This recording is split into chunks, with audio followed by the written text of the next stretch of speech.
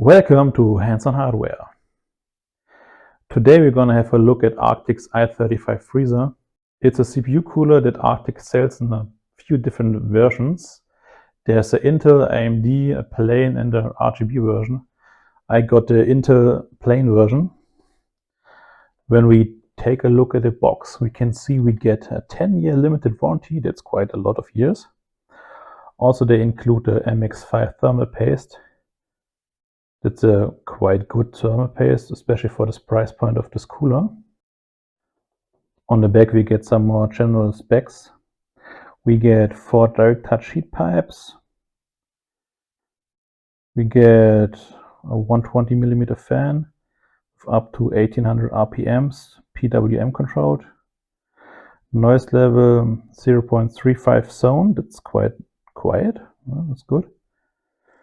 And cable for the fan 200mm, I think that's a bit on the short side. Let's have a look inside the box. We are almost on attention, semi-passive. Oh, it's going down to semi-passive mode. That's nice. First, the CPU cooler. The fins look okay. Spacing is even.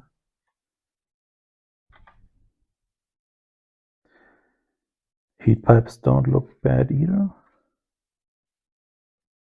Shiny, shiny, shiny.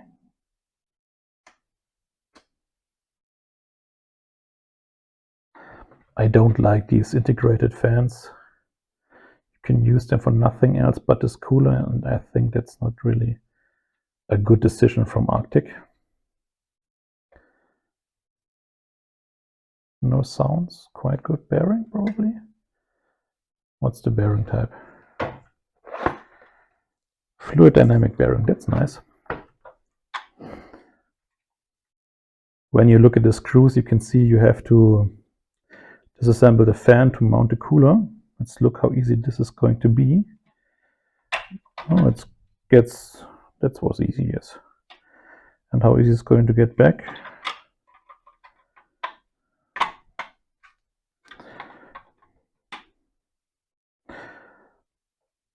Fast assembly and disassembly. 6 fins that are a bit shorter than the others. I don't know. So the cooler looks well built. Heat pipes look nice. I have no complaints with that.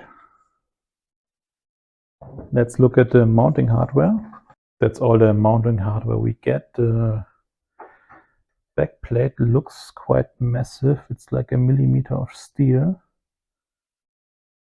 This is never going to bend. The brackets look good too. We get 2 kinds of spacers. You have to look which one you need for which socket.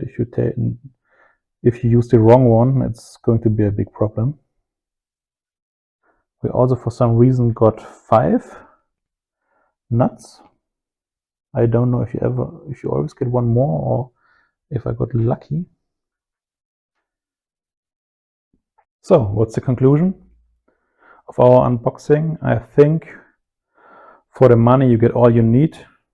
It looks like it's a good cooler. We have to test how well it actually performs.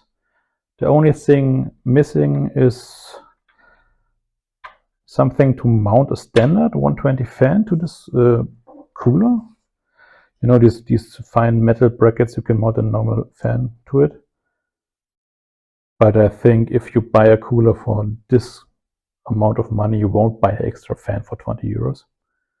So that's all I have to say about that. And hands off. Subscribe.